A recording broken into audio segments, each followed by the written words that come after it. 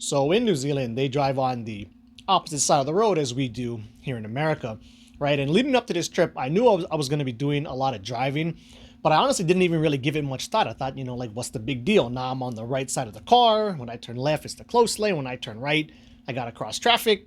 Who cares? No big deal. But then we go ahead and land. And of course, the rent-a-car pickup is like way bigger than what I typically drive here. It was like one of these three-row SUVs. And then the first day, the only driving I did the first day was like from the airport to the hotel, right? Only like a good 30 minutes or so of driving.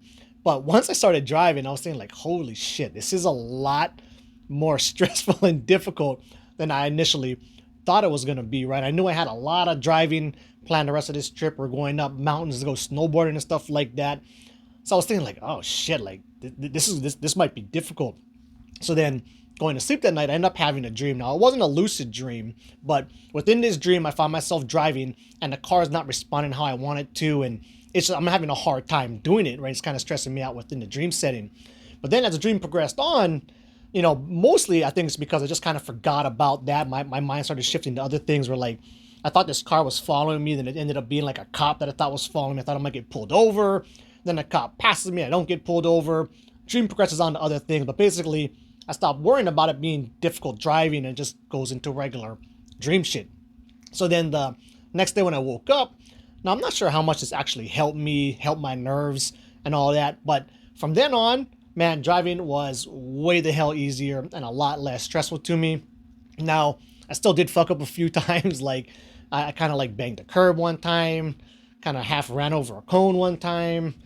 One time I totally like was making a left turn and then I just kind of like was talking to my wife or doing other shit. This was on a day when we did like 7.5 hours of driving in one day and like these different like, 2 hour-ish chunks. But anyway, at one point when we were leaving lunch, I, wait for me to be able to turn left, and then I just go straight across the lanes into oncoming traffic.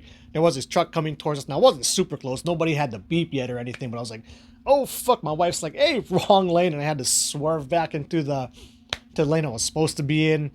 And, the other this was actually the hardest thing for me to do with the driving is if I ever stopped, like, consciously thinking about trying to, stay in the center of the lane as I'm going, I would automatically just start drifting towards the left because, as a side, I'm used to kind of hugging or looking at when I'm driving here in the States. And so I was driving by braille a lot. I thought I must have looked kind of like a drunk person where, I'd be driving, everything's fine. Then I would get distracted and I'd be like, oh, wait, fuck. Okay, come back to the right. Drive here, go good for a while, forget, get distracted, start slowly drifting towards this side again. My wife's like, hey, you're drifting again, gotta come back. So that part was kind of funny. I thought, sometimes here, when I see people driving like that, I think, that fucker must be drunk or something. Maybe they're just not from America and they're used to driving the opposite side of the road, man. Who knows?